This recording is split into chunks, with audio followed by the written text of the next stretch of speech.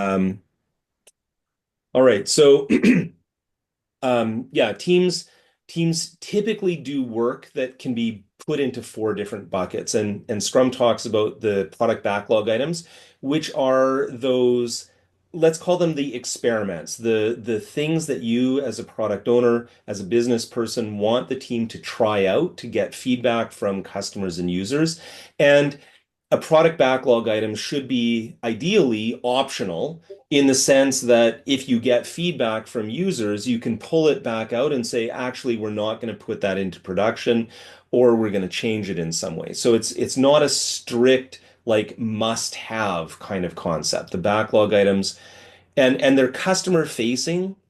So typically they show up in the user interface or the service interface of your product somehow, but they don't always have to. They can sometimes be performance characteristics that customers and users would care about.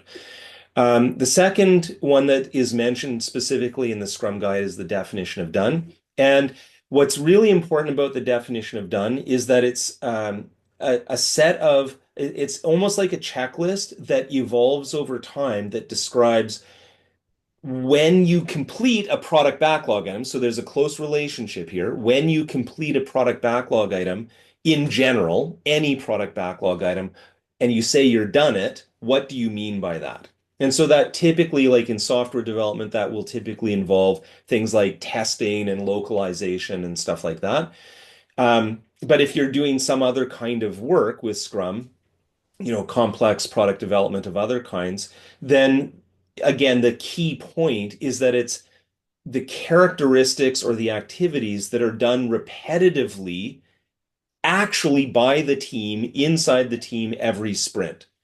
And it's not something that you create in advance, right? So, your question was about well, you mentioned creating this in advance. You don't do that. You observe the definition of done. And so the way you do that is you go to the team and you say, "Hey team, when you finish one of my product backlog items and you say you're done, what do you mean when you say you're done?" And they might, like, because you're asking generically, you're not asking about a specific product backlog item. They might say things like, well, we do some manual testing and we make sure that we've, checked off all the acceptance criteria. So your definition of done is manual testing, acceptance criteria checked off. And that definition of done maybe isn't good enough, but that's what it is. Right? So then the other two things that aren't mentioned in the Scrum Guide, but which are still really important for a team to be aware of, is that there's the follow-up items from the retrospective. So every retrospective, there should be some action items, and those might be for individuals, they might be for the whole team, they might be about changing standards or working agreements. They might be about following up with external stakeholders in some way, shape, or form. But the point is that those need to be tracked somewhere.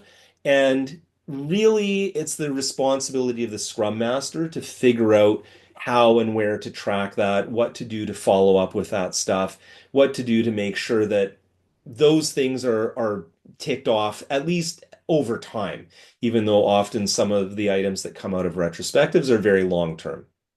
Um, One of the things that I like to say is that, and I got this from my learning from a guy named Keith Cunningham, is that something isn't actually a decision until you've actually allocated resources to it. And that can be, personal resources of time, so putting something in your calendar.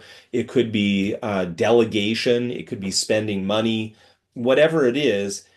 So those things that come out of the retrospective should represent change, right? An allocation of some kind of resource to say, hey, we're going to make a change that we think is going to improve the way the team works.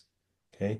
Now, the final category, the fourth piece, is the acceptance criteria. And I've already mentioned those, but what's interesting about acceptance criteria is that they are a general concept of saying, here's some body of work that we need to do, usually product backlog items, but it could be other things. Here's some body of work that we need to do. And for that specific piece of work, how do we know when it's done properly? Okay. And so acceptance criteria are always unique to the body of work. This product backlog item has different acceptance criteria than this one. And so that's kind of how you tell the difference between definition of done and acceptance criteria. Definition of done is the same for every product backlog item. Acceptance criteria is unique for every product backlog item.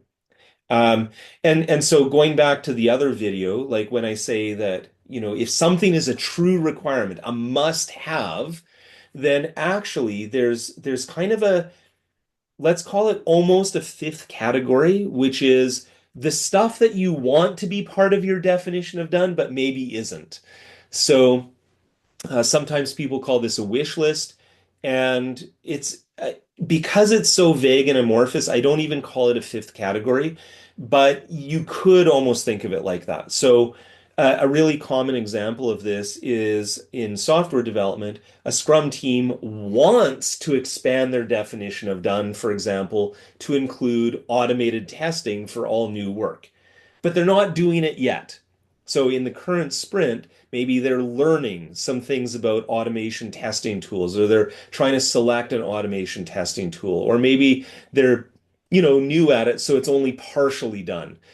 Then in that case, automated testing is a wish list that is intended to get into the definition of done.